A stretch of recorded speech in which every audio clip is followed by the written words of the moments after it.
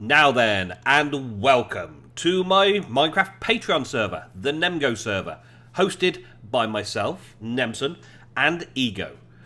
Both of us on here bring our patrons in and we let them play on the same server as the rest of us. We have a Patreon server. That's what it's all about. Today, I'm a little under the weather. You might be able to tell that my voice is a bit weird because I got a bit of a cold. I'm recovering from a cold. So I haven't prepared a normal standard episode for my Let's Play series. And, well, I've still got things I've got to do. Every month, there are new patrons joining the server. And every month, I have to then administrate the server in order to bring those new patrons onto the whitelist. For all the Patreon details, check out the description down below. There are links there to my Patreon page with all the things, bits and pieces, but one of the rewards there is Patreon server membership. Getting onto the whitelist is easy, but at the start of the month, when Patreon pledges are collected, that's when I start looking into who needs to be added to the server this month. And as it's the start of the month, here we are today, regardless of whether I'm feeling well or not. The first thing new Patreons will notice when they enter into the spawn hub here is that on the red route, there is a series of dimensional portals. These portals take you to any place on the server, any of the other dimensions on the server. Every Patreon has their own Patreon dimension, and I have to add the dimension to the server manually each time we have a new person start. Okay? So, the first thing I've got to do is create a dimension. This is today how I do that. So up here, we have a small setup of a writing desk, an ink mixer, and a bookbinder from Mistcraft. Now, I have a set here of a standard world that I want to use for my Mistcraft creation. So it is a standard world page, a native biome distribution page, no weather, normal lighting, normal sun, normal moon, normal stars, caves, ravines, mine shafts, dungeons, and villages. And all I do is middle click that to take a copy of it, so that I've then got a copy of all of those files every time I make a new one.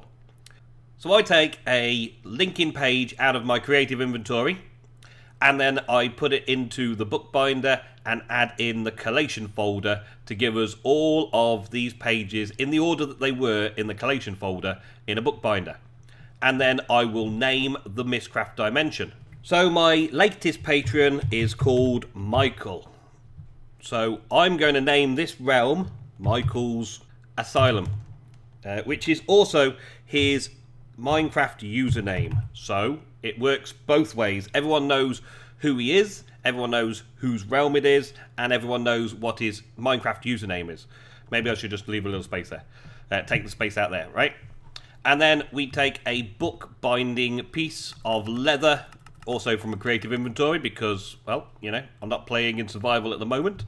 We take that and we put that in there, and that gives us the descriptive book of Michael's Asylum. Now we've got the descriptive book for Michael's Asylum, we have to decide which side of the path he's going to be, and I really don't know which side, because I've got 4 on this side, 4 on that side, so it's going to come down to which colour they are. Mostly we have green on this side for Ego's side, and mostly we have non-green, normal people on this side.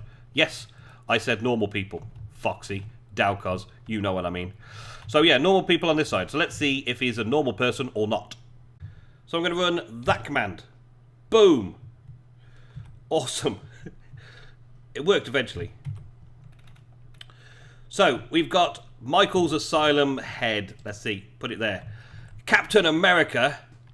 Awesome. So Captain America. Well, Captain America can definitely be on my side of the whole Nether hub. Captain America on my side, that is a win-win situation going on here. So I put his head down there, so that's where his portal's going to be, just here. Yeah, just here. And then I'm going to put a thing next to Fordy's name there, and I will eventually get this name spot on, like that. There. Okay, Michael's Asylum. Excellent.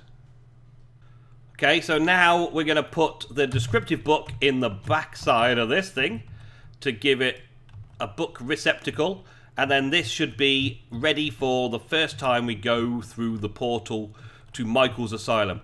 Now, it's always a good idea to have, on your way back, have a book return to this dimension. There are commands that do this as well, but this is a simple case. I just go around here and I'll just go pop, and I'll just get a linking book that faces me in this direction. So when someone leaves that dimension, they'll end up here facing this direction, ready to go into the hub to do the rest of it. Okay, so let's go and see what his dimension's like for the first time. Oh wow. So Michael's Asylum is okay. It's got slowness and poison effects thanks to Mistcraft. It's got Mistcraft age stuff here, but mostly it's okay. This is still not good enough though. It's not overworld enough for us, and I wouldn't want to give anybody the poison effects constantly, and the lava lakes are quite vast supplies. The crystals everywhere. It just doesn't work. It's not good enough. It's not going to happen. We do have star fissures as well to get back to spawn quick, but yeah, it's not going to happen. So what we're going to do is we're going to copy that book, and I'm going to use that book to get back to spawn. Okay.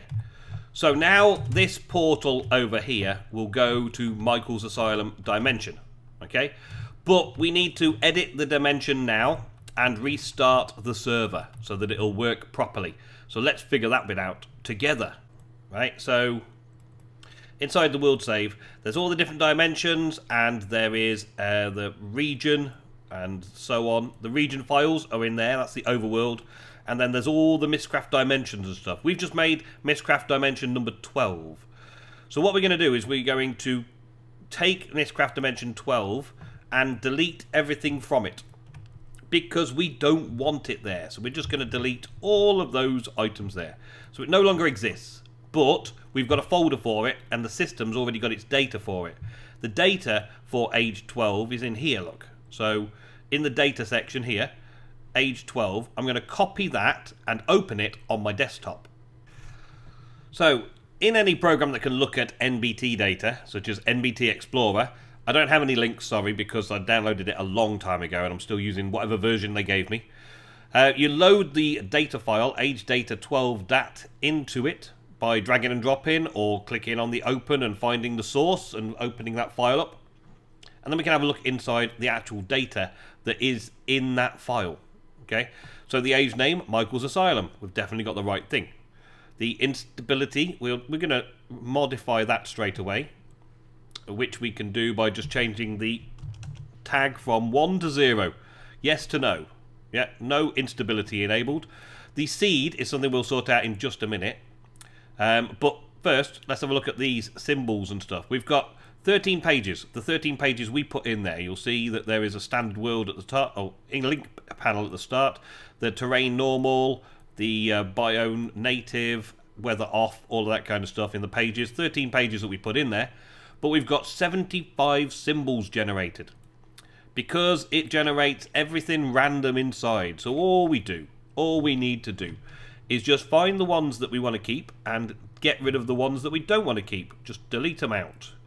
I think this takes a little while. There's more moon normal, because you've got to be making sure that you don't delete any that you actually want, which I may have done on some occasions before and made a little mess.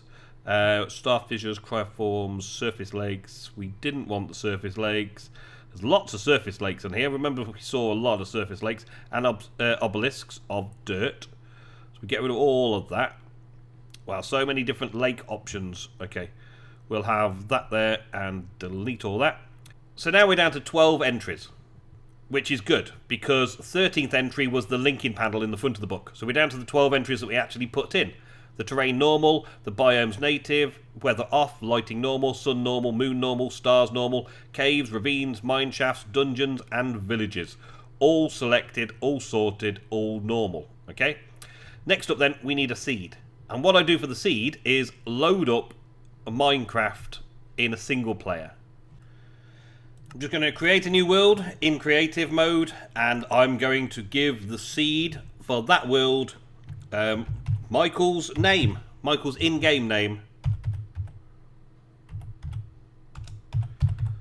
Okay, and see what it generates. We're going to have default world, structures on, all that kind of stuff. It's a default world, and we will create that new world and just see what it's supposed to look like in the Infinity Evolved mod pack. Here we are. That's it. So that's all I needed to do, was to load up in a vanilla world. A modded world. Of course, there's a mushroom biome. Everyone seems to get mushroom biomes. But as you can see, it's got worlds of this and worlds of that and stuff. It's not necessarily going to work exactly the same in a Mistcraft seed. But we can do /seed to find out the seed for Michael's Asylum. So we can simply edit the seed in the MBT data so that it represents Michael's Asylum, or whatever else you pick, whatever seed you want, really. And that goes there. So the instability is off, the seed is correct, the age name's correct, everything else, all of the page entries are correct. So then we just simply save it. The Mistcraft Dimension 12 will now regenerate with the new seed and the new pages when I go through the portal, which is awesome. Let's go and have a look, see what it looks like. New world created. Mistcraft Dimension sound. The world looking okay.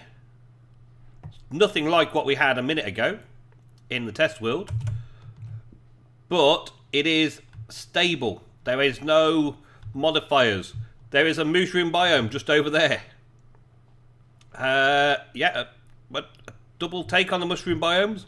2 mushroom biomes. I don't know what it is about this mod pack, but every kind of seed seems to have a mushroom biome in it whenever we put a personal seed in. But now we've got this world all set up. There should be a world border at the edge there. The world border is to prevent too much spreading around. But I can now put a book back in here to return so that when Michael joins the server, officially on the whitelist, he can find his way back to the portal on here. There we go. So I'll put that linking book in there, which will take us back to the overworld, back to the spawn hub, where he can then go and find anything else he needs, visit other people's realms, other people's domains.